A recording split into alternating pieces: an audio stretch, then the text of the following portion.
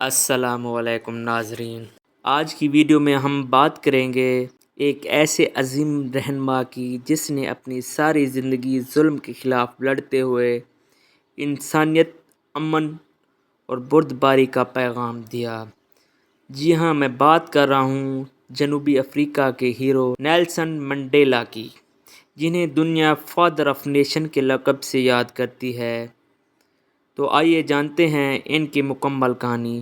تو یہ سب جاننے سے پہلے میرے چینل کو لائک کر دیں اور سبسکرائب کر دیں تاکہ نئی آنے والی ویڈیو آپ کو مل سکے۔ نیلسن منڈیلا 18 جولائی 1918 کو جنوبی افریقہ کے ایک چھوٹے سے گاؤں میں پیدا ہوئے۔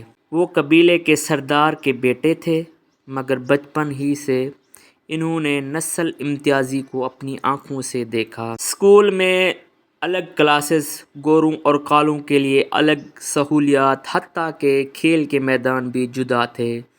یہ ناانصافی ان کے دل میں آگ لگا گئی۔ منڈیلا نے قانون کی تعلیم حاصل کی اور وکیل بنے۔ وہ جانتے تھے کہ اگر سیاہ فام عوام کو انصاف دلانا ہے تو صرف وکالت کافی نہیں بلکہ عوامی جدوجہد ضروری ہے۔ اسی سوچ کے ساتھ انہوں نے افریقین نیشنل کانگریس ANC میں شمولیت اختیار کی۔ سیاست میں آتے ہی منڈیلا نے پرامن احتجاج اور تحریک کے ذریعے آواز اٹھائی۔ ان کی سیاست کا مقصد تھا ایک ایسا ملک جہاں سب شہری برابر ہوں، چاہے ان کی رنگت کوئی بھی ہو۔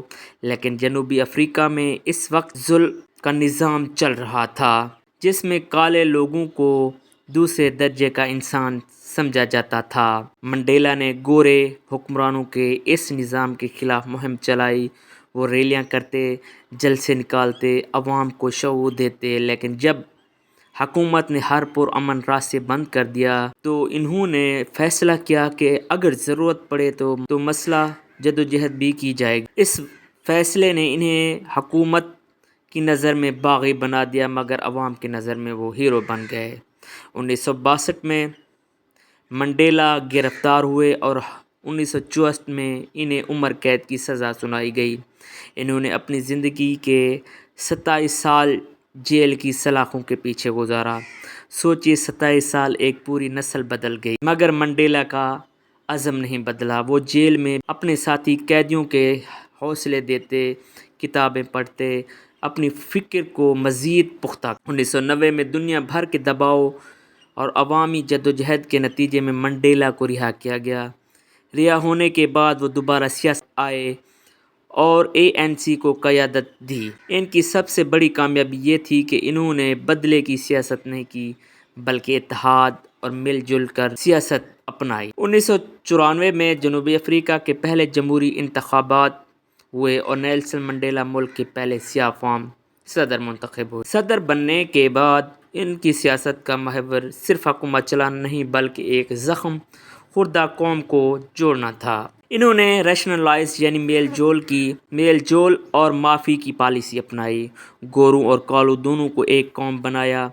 تعلیم، صحت، روزگار پر زور دیا اور دنیا کو دکھایا کہ ایک قیدی صرف صدر بن سکتا ہے اور ایک ملک ظلم سے امن کی طرف بڑھ سکتا ہے۔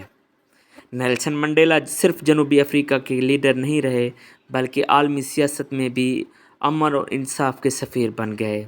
دنیا بھر میں ان کی عزت کی جاتی تھی۔ انہوں نے نوبل امن انعام سمیت درجنوں عالمی اعزازات حاصل کیے۔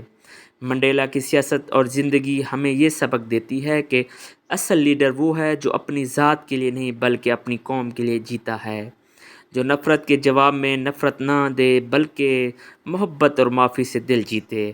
2013 میں اس دنیا سے رخصت ہو گئے، لیکن آج بھی ان کا نام دنیا بھر میں آزادی اور امن انصاف کی علامت ہے۔ دوستو، نیلسن منڈیلا کی کہانی ہمیں یہ سکھاتی ہے کہ ظلم کتنا ہی طاقتور کیوں نہ ہو، آخر کار جیت ہمیشہ سچ اور انصاف کی ہی ہوتی ہے۔ نیکسٹ ویڈیو کے لیے میرے چینل کو لائک کر دیں اور سبسکرائب کر دیں تاکہ نئی آنے والی ویڈیو آپ کو مل سکے۔ شکریہ۔